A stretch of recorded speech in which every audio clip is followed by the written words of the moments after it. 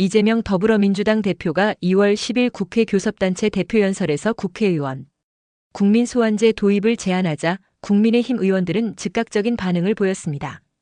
연설 도중 국민의힘 의원들은 법인카드 쓴 거 토해내라 등의 고성을 지르며 이 대표를 비판했습니다.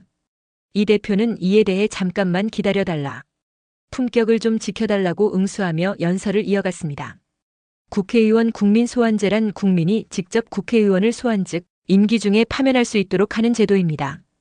현재 대한민국에서는 대통령, 지방자치단체장, 지방의회 의원에 대해서는 주민소환제가 적용되지만 국회의원은 해당되지 않습니다.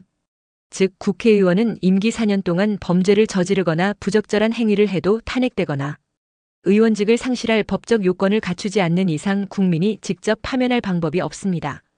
국회의원 국민소환제의 핵심 내용.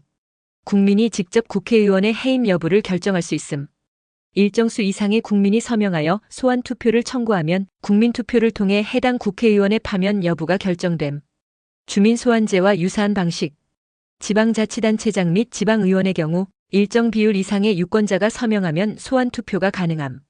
국회의원도 유권자의 일정 비율에 해당 지역구 유권자의 1020%이 서명하면 소환 투표를 진행하도록 하는 방식이 검토될 수 있음.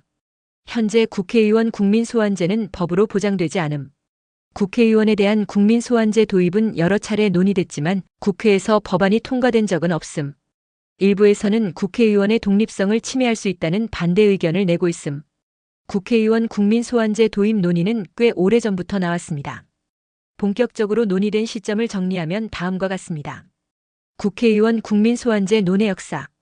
2004년 탄핵 전국 이후 본격 논의 시작.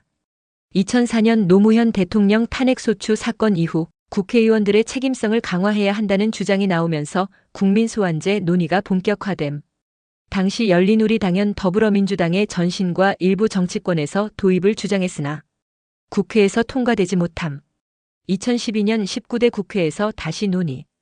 2012년 19대 국회에서도 국회의원 국민소환제 도입 법안이 발의되었으나 국회에서 큰 진전을 보지 못함. 당시 반대 의견 국회의원의 의정활동이 포퓰리즘에 휘둘릴 가능성이 있다. 2016년에서 2017년 박근혜 탄핵 국면에서 재점화. 박근혜 전 대통령 탄핵 당시 정치적 책임을 묻기 어려운 국회의원들에 대한 비판이 커지면서 국민소환제 도입 요구가 다시 등장함.